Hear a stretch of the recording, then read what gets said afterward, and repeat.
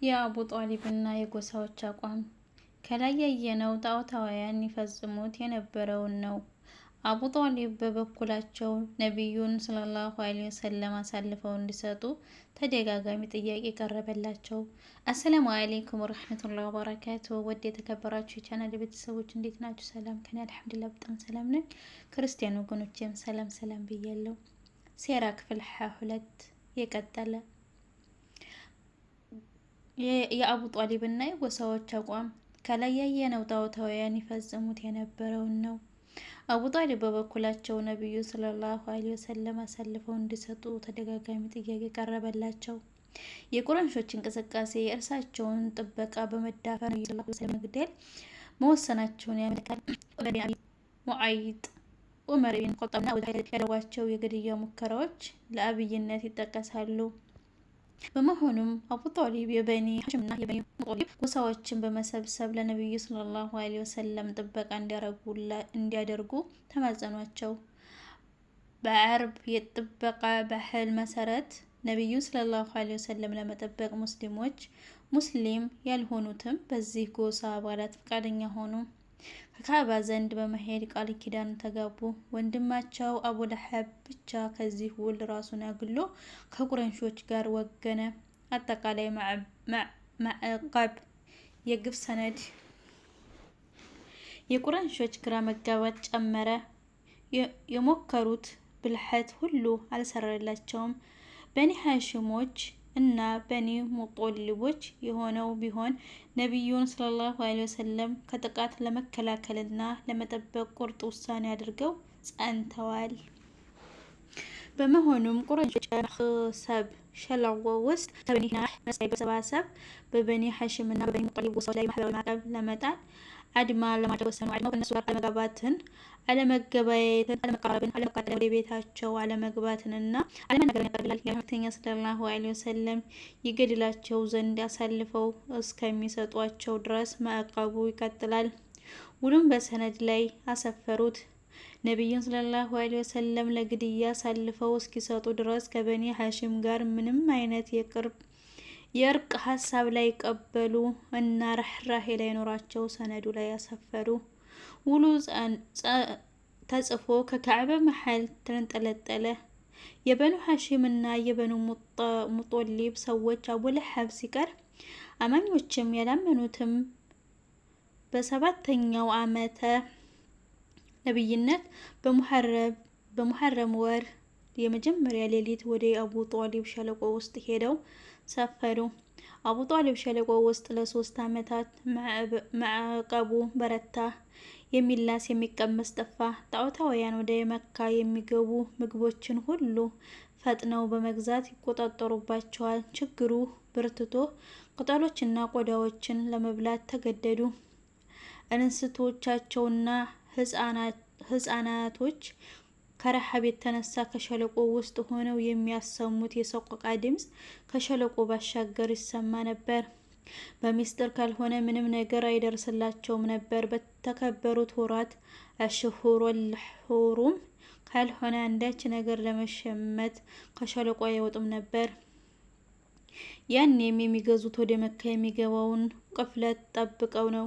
እርሱንም ቢሆን ቁረይሾች የማይችሉትን ዋጋ መቆለልና በመጫረት ይሸምቱባቸዋል።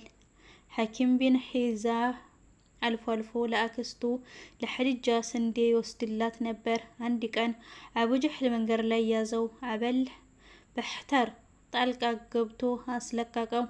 እህሉን ለአክስቱ አደረሰላት። አቡ ጧሊብ የአላህ መልእክተኛ ሰለላሁ ዐለይሂ ወሰለም ህይወት በጣም ይፈሩት ነበር። ሰዎች ሁሉ ሲተኙ የአላህ መልእክተኛ ሰለላሁ ዐለይሂ ወሰለም ከፍራሻቸው ላይ እንዲተኙ ያደርጋሉ። ምናልባትም ሊገድሏቸው የሚመጣ ሰው ካለ በግልጽ ሊያይ በሚችልበት መልኩ። ሰው ሁሉ ከተኛ በኋላ ግን ከልጆቻቸው ከወንድሞቻቸው ወይም ከአጎቶቻቸው ልጆች አንዱን ከእርሳቸው ፍራሽ ላይ እንዲተኛ ያዙና እርሳቸው ቦታ ቀይረው እንዲተኙ ያደርጉ ነበር። የአላህ መልእክተኛ ሰለላሁ ዐለይሂ ወሰለም እና ሙስሊሞች በሐጅ ወቅት እየወጡ ከሰዎች ጋር በመገናኘት ወደ ኢስላም ጥሪ ያደርጉ ነበር። አቡ ለሀብ ይፈጽመው የነበረውን መጥፎ ድርጊት ከዚህ ቀደም አይተናል። የውሉ መፍረስ ሴራ ክፍል 23 የውሉ መፍረስ። በዚህ ሁኔታ ውስጥ 2 ወይም 3 ዓመታት አለፈ። በ10ኛው ዓመተ ነብይነት በወርሃ ሙሐረም ይህ ውል ፈረሰ። የውሉ ወረቀትም ተቀደደ። ይህም የሆነው ቁረይሾች ከሁለት በመከፋፈላቸው ነው። የከፊሎቹ ውል ሲደግፍ፣ ሌሎቹ ደግሞ ይቃወሙት። ውሉን የተቃወሙ ወገኖች እንዲፈርስ ጥረት አደረጉ። በዚህ ረገድ የመሪነት ሚና የተጫወተው ከበኒ አምር ቢን ሉዓይ ጎሳ የሆነው ሂሻም ቢን አምር ነበር። በሌሊት እየተደበቀ ለበኒ ሐሽሞች ምግብ ያደርስ ነበር። አንድ ቀን ከዙሐይር ቢን አቡ ኡመያህ አልመሕዙሚ ዘንድ ሄደና ዙሐይር ሆይ አጎቶችህ የምታየው መከራ ደርሶባቸው አንተና ጠጥተህ ማደርን መረጥን አለው። ወንተ እኔ ብቻዬን ምን እንዳደርግ ትጠይቀኛለህ? በአላህ እምላለሁ ከጎን የሚሰለፍ አንድ ሰው እንኳ ባገኝ ውሉን እቀደው ነበር አለ። ሂሻምም ከጎንህ የሚሰለፍ ሰው አግኝተሃል አለው። እርሱ ማን ነው አለው። እኔ አለሁ አለው። ዙሐይርም እንግዲያውስ ሶስተኛ ሰው ፈልግ አለው።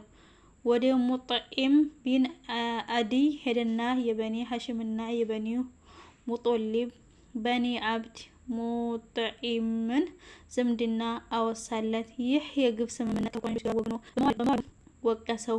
ሙጥዒምም እኔ ብቻዬን አደርግ ትለኛለህ አለ። ሁለተኛ ሰው አግኝተሃል አለው። እርሱ ማን ነው ሲል እኔ ያለው ሶስተኛ ሰው ፈልግ አለው።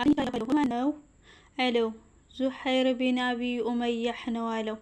እንግዲያውስ አራተኛ ሰው ፈልግልን አለው። ወደ አበል በክተር ቢን ሂሻም ዘንድ በመሄድ ለሙጥዒም ያለውን ለእሱም አለው። የሚያግዘን ሰው እናገኛለን አለው። አዎ እርሱ ማን ነው? ዙሐይር ቢን ኡመያህ ሙጥዒም ቢን ኡደይና አብረንህ አለን አለው። እንግዲያውስ አምስተኛ ሰው ፈልግ ወደ ዘምዓህ ቢን አስወድ ቢን አልሙጦሊብ ቢን አሳድ በመሄድ አናገረው። የዝምድና ትስስራቸውና መብቶቻቸውን አወጋለት። በዚህ በምትችለው ነገር የሚስማማ ሌላ ሰው አለ ሲል ጠየቀው። አዎ አለውና ስማቸውን ጠቀሰ። አካል ቦታ ተሰባሰቡ። ስምምነቱ ለማፍረስ ተስማሙ። ዙሐይር ቀድሜ እናገራለሁ አለ። ጠዋት ላይ ወደ መሰብሰቢያ ቦታቸው ሄዱ። ዙሐይር ሆይ ብሎ ማዶ ሄደ። 7 ጊዜ ተዋፍ አደረገ። ከዚያም ደወለና የራሶች ሆይ የበኒ ሐሽሞች ጋር የገበያውን የምናውቅ በሀብ የጠፋኛ በልተንና ጠጥተን እናድራለን። በአላህ መለለው ይህ ዝምድና የሚበጥስ ግፈኛ ውል እስኪቀደድ ድረስ አልቀመጥም አለ። አቡ ጀህል በመስጊድ በአንድ ጎን ነበር። ዋሻ በአላህ መለለው ውሉ አይቀደድም አለ። ዘመአህ ነስወድም በአላህ መለለው የዋሸኸው አንተ ነህ። ውሉ በተጻፈ ጊዜ እንዲጻፍ አልፈለግንም ነበር አለ። አበልበህተም ዘመአህ እውነት ብሏል። በውል ውስጥ የሰፈረውን መልእክት አልወደድነውም፣ አላጸደቅነውም አለ። ሙጥዒም ቢን ኡደይም በበኩሉ እናንተ እውነት ብላችኋል፣ ከዚህ ውጭ የተናገረው ዋሽቷል። ከዚህ ውልና በውስጡ የተቋጠረው መልእክት እኛ ለአላህ ስንል የጸዳነን አለ። ሂሻም ቢን አምር ተመሳሳይ ነገር። አቡ ጀህልም ይህ በሌላ ቦታ በተመካከራችሁ የመጣችሁ ሴራ አቡ መስጊዱ በአንድ ጎን ነበሩ። ወደ እነዚህ የመጡት አላህ ለመልእክተኛው ሰለላሁ ዐለይሂ ወሰለም ውሎ የጻፈበትን ሰነድ ሲገላቸው እርሱን ለማረጋገጥ ነበር። ይሄው ሁሉ ሰነድ አላህ በላከለት ተበልቷል። በውስጡ ያለው የግፍ መልእክት ተበልቷል። የተከበረውን የአላህን የሚያሳፍር ልብ አንለቷል። መልእክተኛው ሰለላሁ ዐለይሂ ወሰለም ይሄን ጉዳይ ላጎታቸው ነገሯቸው። ቁረይሾች ዘንድ ሄደና የወንድሜ ልጅና ይሄን ጉዳዩን ከሆነ አሳልፈን እንሰጣችኋለን፣ እውነቱን ከሆነ ደግሞ ከእኛ ጋር መቆራረጥ እና የባቸው ትውልድ ታፈርሳላችሁ አሏቸው። ትክክል ብለሃል በማለት ነው። አብዛኞቹ መካከል የቃላት ልውውጦች ከተሰሙ በኋላ ሙጥዒም ውል ወደ ሰነዱ ሲያመራ አላህ ሆይ በሰነዱ የሚለው ክፍል ውስጥ ሌላው አካሉ በትል ተበልቶ አገኘ። አላህ ስም ያለበት ግን አይደለም። ውሉ ፈረሰ። የአላህ መልእክተኛና በዋሽ የነበሩ ሰዎች በሙሉ ከሸለቆ በመውጣት በህብረተሰቡ ከተቀበሉት ትልቅ የነብይነት ተአምር ተመለከቱ። አላህ በማለት እንደገለጻቸው ሆነ። አምሩን ባዩ ጊዜ ከእምነት የሻዱ ይዘውታል ነው ይላሉ። ከዚህ ተአምር ሸሹ። ከህደት ላይም ክህደት ጨመሩ። ወደ አቡ ጧሊብ የተላከ ቁረይሾች የመጨረሻ ልኡክ ሸለቆ በመውጣት ተግተው መስራታቸውን ቀጠሉ። ቁረይሾች ሁሉም ያፍሱን በበኩላቸው በሙስሊሞች ላይ ጫና ለማሳደርና ሰዎችን ከአላህ መንገድ ለማራቅ መንቀሳቀሳቸውን አላቆሙም። አቡ ጧሊብ በበኩላቸው ለወንድማቸው ልጅ ከለላ መሆናቸውን ቀጥለዋል። ይሁንና እድሜያቸው ለ80ዎቹ ያለፈ በመሆኑና በእድሜ ጫናው በተጨማሪ በሽታው እንደዚሁ ቃመት ደግሞ በተከታታይ ይከሰቱ የነበሩ ትልልቅ ጉዳዮች በተለይ መቃብለታቸውን አዝለውታል። ጥንካሬያቸውን ሰሩታል። ሸለቆ ወራት ውስጥ በሽታ ተከታትሎ